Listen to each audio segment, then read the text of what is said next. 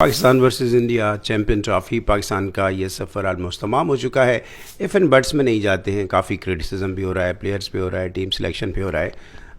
तकलीफ़ और क्रिटिसिज्म हमारे पास भी है, लेकिन उसका इजहार नहीं करना चाहूँगा मैं। सिर्फ चंद एक सवाल आते हैं और कुछ उसके अंदर सजेशंस भी हो सकती हैं। एक बुनियादी सवाल ये है कि पाकिस्तान के अंदर जो टीम सिलेक्ट की गई थी उसका कॉम्बिनेशन क्या था, उसका ख्याल रखा गया। टीम अगर बन गई, कैप्टन बन गया, तो कोई गेम प्लान भी होता है पाकिस्तान के पास मैच में उतरने से पहले। ये दो बुनियादी सवाल है। प्लेयर ए नहीं है, बी नहीं है, सी नहीं है, उनकी जगह दूसरी रिप्लेसमेंट है, कम बेश टीम वही रहती है। आज आप मुझे अगर सिलेक्शन कमेटी के हेड बना दें तो जो 15 लड़के सिलेक्ट हुए हैं, मैं ज़्यादा से ज़्यादा 2 तब्दीलियाँ कर सकूँगा, 2 या 3 लड़के और लेके आ जाऊँगा जो अवेलेबल पूल और टैलेंट है या जिनको मैं जानता हूँ उस एतबार से, तो वो इतना बड़ा फ़र्क नहीं पड़ता है। बात यह है कि अगर फ़खर अनफिट हुए तो आपको बाहर से एक टीम में लड़का शामिल कराना पड़ा जिसका नाम इमामुल हक है। ऑलरेडी उसके साथ मैं ये समझता हूँ कि ज़्यादती है कि एक अच्छी एवरेज के साथ आपने उसका कॉन्फिडेंस लूज़ किया हुआ है, टीम से बाहर बैठा है और ऑल ऑफ सडन एक बड़ी गेम के अंदर आप उसको लेके आ जाते हैं। तो सवाल मगर ये पैदा होता है कि आपने जो पहले 15 लड़के सिलेक्ट किए थे, जो बेंच के अंदर मौजूद थे, कामरान गुलाम थे या उस्मान थे, तो इसका मतलब वो फ्लूक थे, आपने खाना पूरी की थी, क्यों शामिल किया था उनको? अगर वो टीम में एक प्लेयर के अनफिट होने के बावजूद वो प्लेइंग 11 में जगह नहीं बनाते तो आपने क्यों उनको सिलेक्ट किया था? क्या उनकी जगह हारिस नहीं खेल सकता था, मोहम्मद हारिस? दूसरा, हर प्लेयर की एक रिप्लेसमेंट होती है। बाबर की रिप्लेसमेंट जो है वो रिजवान नहीं हो सकते, या बाबर की रिप्लेसमेंट फ़खर नहीं हो सकते, फ़खर की रिप्लेसमेंट बाबर नहीं हो सकते। आप गेम प्लान्स के मुताबिक, आप हर प्लेयर के मिजाज के मुताबिक और उसके रोल के मुताबिक रिप्लेसमेंट रखते हैं। अगर फ़खर गए थे तो फ़खर जैसा कोई हार्ड हिटर टीम में आना चाहिए था जो थोड़ा सेंसिबल भी हो। मुझे नहीं मालूम कि इस वक्त पाकिस्तान में कौन कौन से लड़के खेल रहे हैं। मैं एग्जांपल देता हूँ, जैसे शर्जील थे तो फ़खर की रिप्लेसमेंट शर्जील होनी चाहिए, ना कि इमामुल हक। इमामुल हक आने से क्या हुआ कि इमाम, सऊद शकील, बाबर, रिजवान एक ही कैटेगरी के प्लेयर जो पहले अपनी इनिंग इस्टेब्लिश करते हैं और उसमें खासा वक्त लेते हैं। यही वजह है कि आपने कम बेश 25 ओवर जो है वो डॉट बॉल खेल दी है। ये क्राइम है। 150 के करीब गेंदें जो डॉट अगर खेलेंगे उसमें से सिर्फ 50 रन आप ओवरराइड करें तो गेम का नक्शा बदल सकता है। दूसरा ये है कि बॉलिंग अटैक, टीम कॉम्बिनेशन। आप जानते हैं कि मैं फ़हीम अशरफ का बहुत बड़ा फ़ैन नहीं हूँ, लेकिन अगर मैं कैप्टन होता तो मेरी टीम में अगर फ़हीम को मुझे दे दिया गया है 15 लड़कों में तो फिर वो टीम का हिस्सा होता। 2 फास्ट बॉलर और एक मीडियम पेस ऑलराउंडर, ये बेहतरीन कॉम्बिनेशन है जिसकी वजह से आप हमेशा पहले जीतते आए हैं, अक्सर जीतते आए हैं। इमरान खान के बाद अब्दुल रज़ाक, ये वो छठे और 7वें नंबर के बैट्समैन थे जो एक रिलायबल बॉलर भी थे और रिलायबल बैट्समैन भी थे जो आपको मैच जितवाते थे। ये कॉम्बिनेशन आप लूज़ कर चुके हैं। इसकी जगह पे आपने शाहिद अफरीदी को रखा। शाहिद अफरीदी ऑलराउंडर के तौर पे खेलते रहे, लेकिन वो स्पिन ऑलराउंडर थे, मीडियम पेस ऑलराउंडर आपको चाहिए है। फिर जो विकेट्स हैं, जो पिचेज़ हैं, ये पिचेज़ डिमांड करती हैं कि आपके पास 2 से 3 स्पिनर टीम का हिस्सा होना चाहिए। साउथ अफ्रीका 2 से 3 स्पिनर्स के साथ खेल रहा है, इंडिया 3 स्पिनर्स के साथ खेल रहा है। तो आपको अपनी फास्ट पेस बैटरी के ऊपर इतना भरोसा क्यों है? आपको क्यों लगता है कि ये कोई मैल्कम मार्शल हैं सारे, ये कोई कॉटनी वाश हैं, ये उस वेस्ट इंडियन का जो दौर था 80s का, ये उस कैटेगरी के बॉलर हैं, या इवन वसीम वकार हैं 90s के जो बाकी टीमों के परखचे उड़ा देंगे? अरे ये पाकिस्तानी पेस अटैक वो है जो पिछले 1 साल में सेकंड महंगा तरीन बॉलिंग अटैक साबित हुआ है। जो डेटा बता रहा है इंक्लूडिंग ओमान, यूएई और अमेरिका की टीमों के, पाकिस्तान का बॉलिंग अटैक सबसे महंगा बॉलिंग अटैक था जिसने हर 60 रन के बाद 1 विकेट ली है। उसमें जनाब शाहीन भी हैं, जनाब हारिस रऊफ भी हैं, जनाब नसीम भी हैं। किसी की लाइन एंड लेंथ दुरुस्त नहीं है। स्पीड के ऊपर अगर निसार करना है आप नहीं जीत सकते हैं। बुमराह की स्पीड नहीं है। शामी कोई 150 पे गेंदें नहीं फेंक रहा है।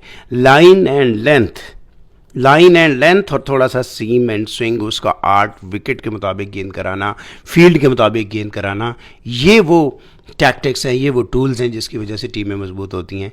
लेकिन क्या पाकिस्तान का बॉलिंग अटैक इस काबिल था? आज नहीं, पिछले पूरे 1 साल से। इस चैम्पियंस ट्रॉफी से पहले आपने 4 मैचेस खेल लिए, आपने ट्रायंगुलर सीरीज़ खेल ली। क्या पाकिस्तानी बॉलिंग अटैक रिलायबल है? स्पिन अटैक, अबरार ने काबिल कबूल बॉलिंग की, लेकिन क्या आपके पास और रिस्ट स्पिनर नहीं है? क्या आपके पास कोई ऑफ ब्रेक बॉलर नहीं है? एक ज़माना था जब कहते थे कि पाकिस्तान की टीम जो है वो आखिरी 10 ओवरों में सबसे कम रन्स देती है और सबसे ज़्यादा रन्स बनाती है, क्योंकि नीचे वसीम, इंजमाम और अब्दुल रज़ाक जैसे बैट हुआ करते थे और बॉलिंग में वसीम, वकार और इवन आखिर के अंदर सकलैन मुश्ताक या फिर बाद में सईद अजमल गेंद कर रहे होते थे। आपके पास कोई एक रिलायबल स्पिनर नहीं है। टेस्ट मैच होते हैं, आप नोमान और साजिद अली को टीम में लेके आते हैं और वो आपके लिए मैच जीत देते हैं, आप सारे के सारे फास्ट बॉलर फारिग कर देते हैं। आपको किसने कहा है कि अगर वो वनडे में, टेस्ट में 2 बार किसी टीम को आउट कर सकते हैं तो वनडे के अंदर वो विकेट नहीं ले सकते हैं? मेरे ख्याल में कम अज़ कम एक जेन्युइन स्पिनर इसके अंदर ज़रूर होना चाहिए था, और वो तभी आप अकोमोडेट कर सकते हैं, आपकी बैटिंग स्ट्रेंथ बढ़ जाती है जब आप फ़हीम अशरफ को टीम में रखते हैं, एक ऑलराउंडर को, और नीचे आप एक बॉलर कम करके आप एक और जेन्युइन स्पिनर जो है वो टीम में शामिल करते हैं, तो आपका कॉम्बिनेशन बेहतर हो जाता है। कहते हैं कि अगर पहले 5 बैट्समैनों ने आपके लिए मैच नहीं जीतना तो 8वें 9वें नंबर वाले ने भी नहीं जीतना है। तो इसलिए कम से कम 3 स्पेशलाइज्ड बॉलर, अगर आपके साथ 4 स्पेशलाइज्ड बॉलर हैं और 2 पार्ट टाइमर हैं, तो ये आपका कॉम्बिनेशन बनता है। दूसरा ये कि लोअर मिडल ऑर्डर के अंदर आपके पास हार्ड हिटिंग बैट्समैन कौन सा है? पूरे पाकिस्तान के अंदर किसके अंदर पोटेंशियल है? अपेरेंटली तैयब के अंदर ये पोटेंशियल नज़र आता है, लेकिन क्या वो एग्जीक्यूट कर सका? अगर नहीं कर सका तो उसकी कोचिंग, उसकी ट्रेनिंग में किसी ने कोई बात की है? बहुत सारे अलमी हैं, बहुत सारी तकलीफ़ें हैं। बाबर नो डाउट के वो बहुत ही फाइनेस्ट रिफाइंड बैट्समैन है, लेकिन क्या सिचुएशन के मुताबिक ट्यून इन कर सकें अपनी बैटिंग की? क्या वो अपने आप को एक काबिल भरोसा बैट्समैन की तरह अपना एक इम्प्रेशन बनाने में कामयाब हुए हैं, जैसे आज विराट कोहली हैं, जैसे माजी में इंजमाम उल हक थे और उससे पहले जावेद मियांदाद? 10 से 12 रन जब ये जावेद मियांदाद और इंजमाम उल हक बना लेते थे तो पूरे मुल्क को उम्मीद होती थी कि अब ये मैच लेके निकलेंगे, जीत के निकलेंगे। एक अकेला खड़ा रह जाए, टेल एंडर के साथ भी खड़ा रह जाए तो आस होती थी। क्या ये आस बाबर के साथ जोड़ी जा सकती है? जवाब है कि नहीं। और बाबर अब सीनियर प्लेयर हैं, 10 साल से ज़्यादा अर्सा हो गया उनको टीम के लिए खेलते हुए, तमाम फॉर्मेट्स में खेलते हुए। हम नहीं कहते कि फ़ख्र नहीं है तो सारे बैट्समैन टुल्ले मारें। क्या आज शुभमन गिल ने और विराट कोहली ने टुल्ले मारे? गैप खेले हैं, और पहले 10 ओवरों में ख़ास तौर पे या जो पावर प्लेज होते हैं, आपने एक दायरे का इस्तेमाल करना है। फील्डर्स के सर के ऊपर से गेंद उठा के फेंकनी है, टोटली 2 फील्डर्स हैं। क्या आपने इस गेम को अडॉप्ट किया? लोग कहते हैं जी ये तो 90 की क्रिकेट खेल रहे हैं। सॉरी, 90 की क्रिकेट भी इससे ज़्यादा फास्ट थी। उस वक्त आपके पास सईद अनवर थे, तेज़ खेलते थे। इवन श्रीलंका के अंदर कालू विदराना और जयसूर्या ने अगर वर्ल्ड कप जीत के दिया था तो जयसूर्या और कालू विदराना दोनों को टेक्निकली बहुत साउंड नहीं थे, लेकिन वो दायरे का बेहतर इस्तेमाल करते थे। क्या पाकिस्तान की कोचेज़ ने, बोर्ड ने इस एंगल पे सोचा है कि आजकल तो वनडे मैचेस का फैसला पहले 10 ओवर्स में हो जाता है, सो हमने अपने प्लेयर्स की ट्रेनिंग इस एतबार से करनी है? So answer is no. Anyway, बहुत ही पैथेटिक परफॉर्मेंस थी। अब करना क्या है? मेरी सजेशन तो ये है, मैं तो इवन मुख्तलिफ पेजेस के ऊपर क्रिकेट के टेनिस बॉल देखता हूँ पाकिस्तान के अंदर, मुख्तलिफ छोटे छोटे ज़िलों में, झंग है, चकवाल है, फैसलाबाद के अंदर, ठीक है ना, यहाँ पे इवन पिंडी घेब जैसे एरियाज़ के अंदर, पेशावर के अंदर और छोटे शहरों के अंदर टेनिस बॉल क्रिकेट हो रही है। आप जाके देखें तो सही। बैट्समैन का आपने सिर्फ उसका स्किल देखना होता है, बाकी आप उसको ट्यूनिंग उसकी कर लेंगे, आप उसको ट्रेन कर लें हार्ड बॉल की डिमांड्स के मुताबिक। सो अगर ये सीनियर जो इस वक्त सो कॉल्ड सीनियर टीम के साथ हैं, अगर ये अपना बेस्ट भी देते हैं तो पाकिस्तान की टीम जीतती नहीं है। बेस्ट उनका क्या है? 40, 45, 50, 80 रन के ऊपर, 80 गेंदों के ऊपर, 90 गेंदों के ऊपर। तो अगर वो हर मैच में 50 रन बना देंगे तो उनकी एवरेज अच्छी रहेगी। पाकिस्तान की टीम कभी जीत सकेगी? आंसर है नो।